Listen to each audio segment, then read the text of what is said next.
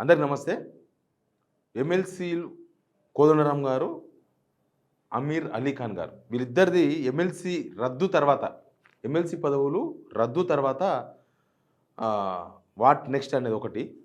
Plus అసలు ఇక్కడ Kodandaram Kodandaram sir credibility లేకపోతే కోదండరామ్ సార్ను రేవంత్ రెడ్డి ఎట్లా వాడుకున్నాడు, రేవంత్ రెడ్డిని కోదండరామ్ సార్ ఎట్లా వాడుకున్నాడు, అసలు వీళ్ళు వాడుకోవడం ద్వారా సమాజంలో కోదండరామ్ సార్ ఇమేజ్ ఎట్లా దెబ్బతిన్నది, అసలు ఒక పౌర హక్కుల నేతగా ఉన్న కోదండరామ్ సార్ నోరు తెరవకుండా నోటికి తాళం వేసుకుని ఎందుకు కూర్చోవలసి వచ్చింది, ఇవన్నీ మాట్లాడాలి.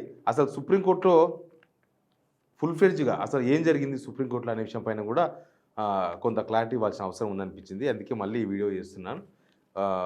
సబ్స్క్రైబ్ చేసుకున్న వాళ్ళు మాత్రం పక్కా సబ్స్క్రైబ్ చేసుకోండి. నా వార్తలు మీకు నచ్చితే చూసేవాళ్ళు సబ్స్క్రైబ్ చేసుకునే వాళ్ళు సబ్స్క్రైబ్ చేసుకోండి. ఇక సబ్జెక్ట్లోకి పోతే అందరికీ తెలుసు కదా, ఇద్దరు ఎమ్మెల్సీలు తీసి పక్కన పెట్టిండ్రు. నెక్స్ట్ సెప్టెంబర్ 17 హియరింగ్ ఉంది, మళ్ళీ అప్పుడు తెలుస్తామని చెప్పిండ్రు. ఇదంతా ఒక చట్టసభల వ్యవహారం కదా, ఏదో గ్యాంబ్లింగ్ చేసినట్టు చేయకూడదు. ఇక్కడ ఈ గవర్నమెంట్ వచ్చిన తర్వాత ఒక గ్యాంబ్లింగ్ నడిపినట్టు నడిపించిండ్రు. ఏదో ఈరోజు వచ్చి ఆ రోజు పోయేది కాదు కదా, ఒక 6 years ఉండాలి చట్టసభలు, అక్కడ గౌరవం దక్కాలి పోయిన వాళ్ళకు ఇచ్చిన వాళ్ళకు అందరికీ. అవి ఏమీ లేవు, అన్నీ పోయినాయి. గౌరవం ఇచ్చిన వాళ్ళది పోయింది, తీసుకున్న వాళ్ళది పోయింది, అన్నీ పోయినాయి. ఇప్పుడు సుప్రీంకోర్టు చేసిన కామెంట్స్ ఏంది, ఇప్పుడు సుప్రీంకోర్టు వాళ్ళ పదవులు రద్దు చేసిందంటే దాని అర్థమైంది, అంతకుముందు ఉన్న వాళ్ళకు ఎవరికి దాసో శ్రవణ్కు ప్లస్ కుర్ర సత్యనారాయణ వాళ్ళిద్దరికీ అన్యాయం జరిగింది అని సుప్రీంకోర్టు చెప్పింది కదా. ఇప్పుడు వాళ్ళిద్దరికి అన్యాయం జరిగింది అన్నప్పుడే కదా వీళ్ళ పదవులు డిస్మిస్ చేసేది. వాళ్ళిద్దరికి అన్యాయం చేసింది ఎవరు? అంతకుముందు గవర్నర్ తమిళిసై సౌందరరాజన్ గారు. ఆమె రాజ్యాంగబద్ధమైన పదవిలో ఉండి రాజకీయ నేతగా వ్యవహరించడానికి గతంలో ఆరోపణలు ఉండే. ఇప్పుడు సుప్రీంకోర్టు చెప్పిన తర్వాత అవునేమో అనిపిస్తుంది. ఆ గవర్నర్ ఏమో వీళ్ళకు పదవులు ఇవ్వకుండా తప్పు చేసిండ్రు. ఇంకో గవర్నర్ ఏమో కాంగ్రెస్ గవర్నమెంట్ వచ్చినాక గవర్నర్ తమిళిసై సౌందరరాజన్ పేరు నాకు వచ్చిన గవర్నర్ ఏమో వీళ్ళకు పదవులు ఇచ్చి తప్పు చేసిండు. ఇద్దరు గవర్నర్లు తప్పు చేసిండు ఇక్కడ. ఇక గవర్నర్ యాక్చువల్గా సుప్రీంకోర్టు ఇంత సీరియస్ నిర్ణయం, చాలా సీరియస్ నిర్ణయం ఇది. ఎందుకంటే గవర్నర్ యాక్సెప్ట్ చేసి తర్వాత ప్రమాణ స్వీకారం చేసి ఎక్కడ కౌన్సిల్లో వీళ్ళిద్దరు కోదండరామ్ అండ్ ప్రమాణ స్వీకారం చేసి తర్వాత సభకు అటెండ్ అయ్యి మెంబర్స్గా తర్వాత దాదాపు సంవత్సరం పాటు జీతం తీసుకొని ఎమ్మెల్సీలుగా సభ్యులుగా ఉన్న వాళ్ళను తప్పించింది పదవిలోకి వెళ్ళి అంటే అది ఎంత సీరియస్ ఉన్నట్టు ఈ విషయంలో. తర్వాత హైకోర్టు స్టే ఇచ్చినప్పుడు వీళ్ళకు సుప్రీంకోర్టు అడిగింది వీళ్ళని ఇద్దరిని, హైకోర్టు స్టే ఇచ్చింది వీళ్ళిద్దరికి. హైకోర్టు స్టే ఇచ్చినప్పుడు యాక్చువల్గా వీళ్ళకి అన్యాయం జరిగింది అనుకున్నప్పుడు వీళ్ళు సుప్రీంకోర్టుకు వీళ్ళు పోవాలి, కోదండరామ్ సార్ బ్యాచ్ పోవాలి. వీళ్ళు పోలే, దాసో శ్రవణ్ సార్ వాళ్ళు పోయినరు కోర్టుకు. ఎప్పుడు పోయిన కోర్టుకు? ఈ గవర్నర్ వీళ్ళను ప్రమాణ స్వీకారానికి యాక్సెప్ట్ చేసినప్పుడు, అంటే ఈ క్యాబినెట్ ఇచ్చిన రేవంత్ సార్ క్యాబినెట్ ఇచ్చిన తీర్మానాన్ని యాక్సెప్ట్ చేసినప్పుడు కోర్టు వాళ్ళు పోయినారు, వీళ్ళు పోవాలి. యాక్చువల్గా హైకోర్టు స్టే ఇచ్చినప్పుడు సుప్రీంకోర్టు అడిగింది మీరు ఎందుకు రాయాలి కోర్టుకు అంటే, ఇంకా హైకోర్టు స్టే ఇచ్చేసి గవర్నర్ యాక్సెప్ట్ చేసేస్తే మీరు ఎమ్మెల్సీలు అయిపోతారని అడిగింది. ఇంకొక క్వశ్చన్ అడిగింది, ఇంకొక విషయం చెప్పింది సుప్రీంకోర్టు. గవర్నమెంట్ మారుతుంటాయి, ఏదో గవర్నమెంట్ రెగ్యులర్ ప్రాసెస్ ఉంటుంది. పోయిన గవర్నమెంట్లో పోయిన క్యాబినెట్ చేసిన తీర్మానం వీళ్ళిద్దరు ఎమ్మెల్సీలుగా చేయండి అని దాసో శ్రవణ్ అండ్ కుర్ర సత్యనారాయణ. తర్వాత గవర్నర్ గారు ఆపినరు, మళ్ళీ పంపినరు. గవర్నర్ గారు సరిగ్గా రీజన్స్ చెప్పలేదు. ఆమె చెప్పిన రీజన్స్తో చూస్తే ఇప్పుడు కోదండరామ్ గారు తర్వాత అమీర్ అలీ ఖాన్ గారు కూడా ఎమ్మెల్సీలు యాక్సెప్ట్ చేయొద్దు, పొలిటీషియన్స్ వీళ్ళు అన్నారు. దాసో శ్రవణ్ పొలిటీషియన్ అన్నది, ఆయన సినిమా ఇండస్ట్రీకి సంబంధించిన వ్యక్తి, సినిమా ఇండస్ట్రీలో కూడా ఆయనకు అనుభవం ఉంది. నేను చెప్పినా కదా, పాత వీడియోలో ఉంటుంది చూడండి. మరి కోదండరామ్ గారు ఏకంగా ఒక రాజకీయ పార్టీకి అధ్యక్షుడు కదా, ప్లస్ జర్నలిస్ట్ అన్నారు. జర్నలిస్ట్కు గవర్నర్ కూడా ఇవ్వచ్చా? దానికి కొన్ని పారామీటర్స్ ఉన్నాయి. ఆ పారామీటర్స్లో అమీర్ అలీ ఖాన్ గారు ఫిట్ అవుతారా? మరి కుర్ర సత్యనారాయణ గారు ఆయనకి ఏకంగా ఎన్జిఓనే ఉంది, ఆయన ఎన్జిఓ నడుపుతారు. మరి వాళ్ళు ఫిట్ కానప్పుడు వీళ్ళు అసలే ఫిట్ కారు, వాళ్ళు ఫిట్ కావాలి ఇంకా దానిలో. కానీ పాత క్యాబినెట్ తీర్మానం చేసినప్పుడు ఈ కొత్తగా రేవంత్ రెడ్డి గవర్నమెంట్ వచ్చిన తర్వాత దాన్ని కొనసాగించాలి. ఆ క్యాబినెట్ తీర్మానించింది ఇది పార్టీల మధ్య వ్యవహారం కాదు, వ్యవస్థల మధ్య వ్యవహారం. ఇట్లాంటివన్నీ మిస్టేక్స్ జరిగిపోయినాయి. ఇక్కడ ఇద్దరు గవర్నర్లు తప్పు చేసిండ్రు. తర్వాత కౌన్సిల్ చైర్మన్ గుత్తా సుఖేందర్ రెడ్డి ప్రమాణ స్వీకారం చేసిండు. ఇప్పుడు ఆ తప్పని తేలిపోయింది కదా. అంటే మొన్నటిదాకా 10 మంది ఎమ్మెల్యేల విషయంలో స్పీకర్ మా దానిలో ఏలు పెట్టొద్దు మేము అతీతులం అన్నారు కదా. ఇప్పుడు గుత్తా సుఖేందర్ రెడ్డి చేసిన తప్పు అని చెప్పినట్లే కదా సుప్రీంకోర్టు. అంటే వీళ్ళు అతీతులు కాదు, వీళ్ళు కూడా మేము పరిశీలిస్తాం వీళ్ళది కూడా అని చెప్పినట్లే కదా. ఈ అన్ని అంశాలు పోయినాయి. అన్ని అంశాలు అయిపోయిన తర్వాత ఫైనల్గా చాలా విషయాలు చెప్పుకోవాలి మనం. ఎందుకంటే కోనరామ్ సార్ దీనిలో కోనరామ్ సార్ చుట్టే నేను చెప్పాలనుకుంటున్నా స్టోరీ. కోనరామ్ సార్ బాగా బదనాం అయిపోయాడు. కోనరామ్ సార్ ఎందుకు బదనాం అయ్యిండంటే రేవంత్ రెడ్డి బాగా వాడుకున్నాడు కోనరామ్ సార్ను. నిజానికి రేవంత్ రెడ్డి ఉద్యమకాడు కాదు. రేవంత్ రెడ్డికి ఉద్యమం టైంలో ఆయన వేరే పార్టీలో ఉన్నాడు. ఆయనకు తెలంగాణ రావాలని కూడా లేకుండే. కానీ ఒక కోనరామ్ను పక్కన పెట్టుకుంటే ఇక నేను ఉద్యమకారుని అయిపోతా అని చెప్పేసి పక్కన పెట్టుకున్నాడు.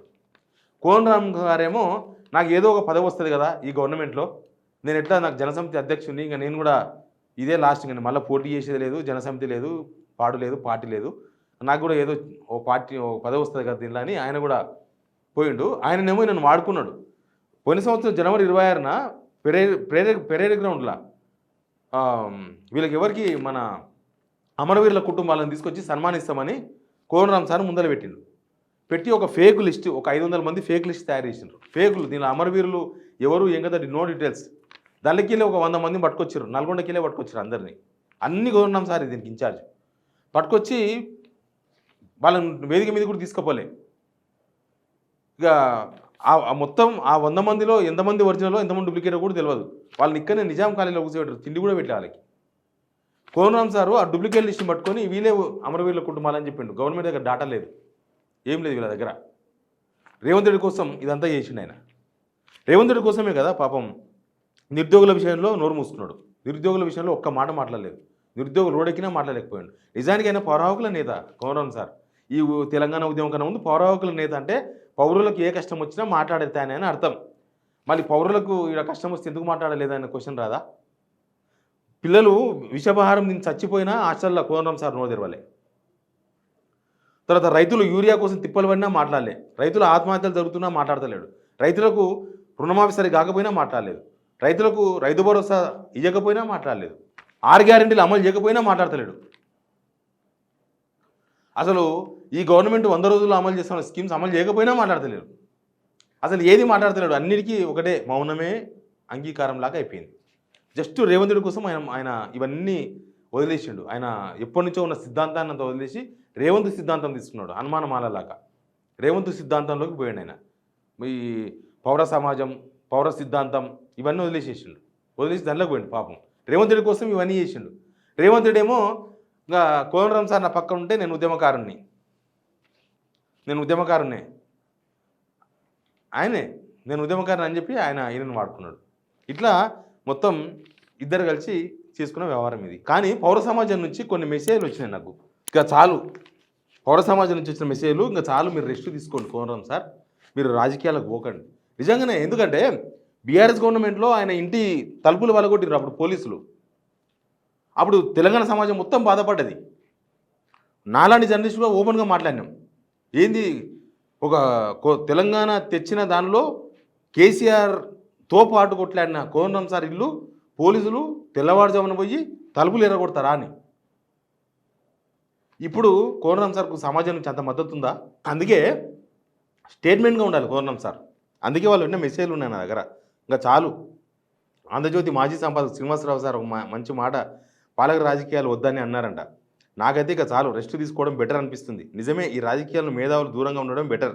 ఎన్నో అవమానాలు, ఎన్నో అనుమానపు చూపులు. తెలంగాణ ఉద్యమంలో ఎంత కష్టపడ్డారో 10 ఏళ్ళ బీఆర్ఎస్ టర్మ్లో అంత కష్టపడ్డారు మీరు అనొద్దు. కానీ అప్పుడప్పుడు ప్రొఫెసర్ జయశంకర్ ముందే వెళ్ళిపోవడం మంచిది అనిపిస్తుంది. కోనరామ్ సార్ తప్పట్లేదు, దండం పెట్టండి సార్ రాజకీయాలకు, చాలు, ఇంకేం పదవి వద్దు, మీకు ప్రొఫెసర్ అనే పదవి చాలు. నిజం, కోనరామ్ సార్ స్టేట్స్మెన్గా ఉంటే ఈ ప్రజల కష్టాలన్నిటి మీద మాట్లాడేవాడు. బీఆర్ఎస్ గవర్నమెంట్లో మాట్లాడలేదా? ఎలక్షన్స్కి ముందే పోయి కాంగ్రెస్కి ఓటేయండి అని చెప్పేసి అసెంబ్లీ ఎలక్షన్స్లో, పార్లమెంట్ ఎలక్షన్స్లో మాట్లాడితే కోనరామ్ సార్ ఎంత చీఫ్ అయిపోయాడు. రాజకీయాలకు అతీతంగా తెలంగాణ స్టేట్మెంట్గా ఉంటే కోనరామ్ సార్ ఏ ప్రభుత్వం వస్తే ఆ ప్రభుత్వాన్ని జనం తరపున మాట్లాడితే, అడిగితే, కడిగితే కోనరామ్ సార్ దేవుడు తెలంగాణకి. కానీ అది పోయింది కదా. ఈ పార్టీ గెలిపించండి, ఆ పార్టీని ఓడిపించండి, గెలిపించిన పార్టీ ఏం చేయకపోయినా మాట్లాడకపోతే కోనరామ్ సార్ విలువ ఎక్కడి నుంచి వస్తుంది, ఎక్కడ ఉంటుంది? ఇప్పుడు అదే జరిగింది. ఎమ్మెల్సీ కొట్టేస్తే తెలంగాణలో జనం సంబరాలు చేసుకుంటున్నారు. పాపం మాకు తెలంగాణ ఉద్యమంలో పార్టిసిపేట్ చేసిన ఆయన మా ప్రొఫెసరు ఇట్లెందుకు చేసిన అని చెప్పేసి కొంచెం కూడా సింపతి వస్తుంది కోనరాం సార్ పైన. ఎందుకు అంటే మీరు రాజకీయాల్లోకి పోయినారు కాబట్టి. ఇప్పటికైనా సరే రాజకీయాలకు బయటికి రండి. మీరు బయటకు వచ్చి పౌర సమాజంలో నిలబడితే మాలాంటి క్వశ్చన్ చేసే జర్నలిస్టులకి, తెలంగాణ ఉద్యమకారులకి, తెలంగాణ ప్రజలకి చాలా మేలు జరుగుతుంది, చాలా మంచి జరుగుతుంది. రేవంత్ రెడ్డి కోసమని మొత్తం కాంగ్రెస్ కార్యకర్తలాగా మారిపోయి కాంగ్రెస్ గవర్నమెంట్లో చేరిపోయి ఏదో ఎమ్మెల్సీ పదవి తీసుకున్నంత మాత్రాన మీరు ఇన్ని రోజులు సంపాదించుకున్న మీ విలువలు మొత్తం పోయినాయి సార్. ఇన్ని రోజులు కోనరాం సార్ అంటే ఇట్లా చూసేవాళ్ళు. కోనరాం సార్ అంటే పిల్లలు, అశోక్నగర్లో ఉండే పిల్లలు, ఓయూలో ఉండే మన స్టూడెంట్స్, మన యువత తీసిపడేస్తుండే ఇట్లా. ఆ విలువ ఉంచుకోవాలంటే మీరు ఇప్పటికైనా సరే రాజకీయాల నుంచి బయటికి రండి, రాజకీయాలకు పోకండి, స్టేట్స్మెన్గా ఉండండి.